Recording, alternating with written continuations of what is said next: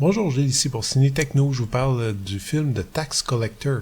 Le film de David Ayer est distribué par VVS Film et met en vedette Bobby Soto, Shia LaBeouf et Conejo, sorti en vidéo sur demande en anglais le 8 septembre 2020 et en vidéo sur demande en français ainsi qu'en DVD et Blu-ray le 6 octobre 2020.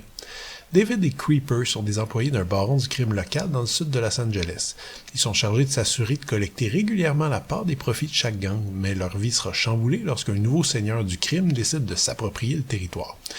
David Ayer fait clairement une fixation. Après 20 ans de carrière, ça devient assez évident. Il y a des cinéastes qui ont des thèmes de prédilection, des sujets qui leur sont familiers, auprès desquels ils retournent de temps en temps.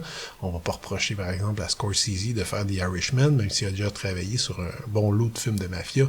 Quand on regarde par exemple un film de Gary Marshall, c'est normal de se retrouver dans un contexte romantique et bourgeois qui semble sortir d'un catalogue sérieux. Ce que je veux dire en fait, c'est que si un réalisateur est bon dans ce qu'il fait et qu'il se sent confortable, tant mieux pour lui. Sauf que une certaine prédilection ne doit pas être synonyme d'immobilisme, voire de complaisance. David Ayer a réalisé entre autres Harsh Times, Street Kings, End of Watch, a scénarisé Training Day, Fast and Furious, le premier. Tous des films qui traitent de gangsters, de policiers, de corruption, de violence, de trahison et d'amitié dans un univers hyper masculin qui dégouline de testostérone et de sueur. Même ces quelques excursions vers des genres un peu différents comme Suicide Squad ou Bright font encore la part belle aux balades en voiture entre mecs avec des guerres de gangs et des truands qui se la jouent. Après 20 ans, on peut dire tout simplement que David Ayer fait du David Ayer, même si fondamentalement aucun de tous les films mentionnés plus haut n'est particulièrement marquant ou génial.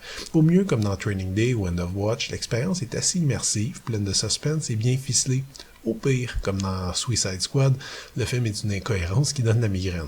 Les bandes annonces de The Tax Collector avaient déjà de quoi faire sourire. En connaissant le réalisateur un peu, on devinait qu'il a eu envie de se faire plaisir et de retourner à ce qu'il sait faire. Le problème, c'est qu'on espère aussi qu'après autant de temps à explorer le milieu criminel de Los Angeles, Ayer aurait quelque chose de constructif à dire. On espère qu'à ce stade, il ait atteint un niveau de connaissance, de créativité qui lui permettrait de se distinguer, mais non. The Tax Collector représente en fait ce que David Ayer sait faire à la fois de mieux et de pire. En toute honnêteté, je crois pas que ce film soit vraiment pire objectivement que Street Kings ou End of Watch, mais il y a un effet de lassitude qu'il faut vraiment prendre en compte. On se retrouve donc encore à côtoyer des êtres peu fréquentables, dont David et Creeper, les héros. Le premier est joué avec conviction par Bobby Soto, mais quand on voit un truand du crime organisé embrasser sa femme et ses enfants dès le départ, disons qu'on voit venir le trouble à des kilomètres. Le résultat, c'est que c'est assez difficile de s'attacher au personnage. Creeper est à l'opposé, solitaire, taciturne, il est joué par Shia LaBeouf, il faut admettre que sa transformation est plutôt extraordinaire. La crédibilité n'est pas toujours là, mais il donne vraiment tout ce qu'il y a. Ce genre de stunt casting, on le retrouve aussi par le personnage de Louis, un des dirigeants de l'organisation criminelle qui est joué par l'humoriste George Lopez, et par le personnage de Conejo, un gangster puissant, agressif et ambitieux qui est joué par le rappeur Conejo lui-même. Ben oui.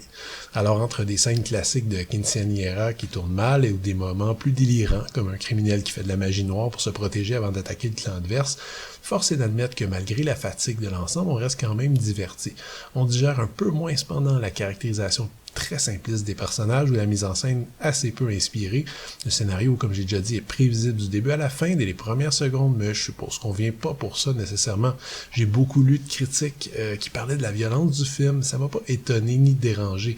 Bon, c'est vrai que c'est assez sanglant, mais la violence est constante, reste relativement réaliste, et c'est un milieu qui de toute façon utilise la violence et l'intimidation comme outil de travail, donc je m'attendais pas à quelque chose de très propre.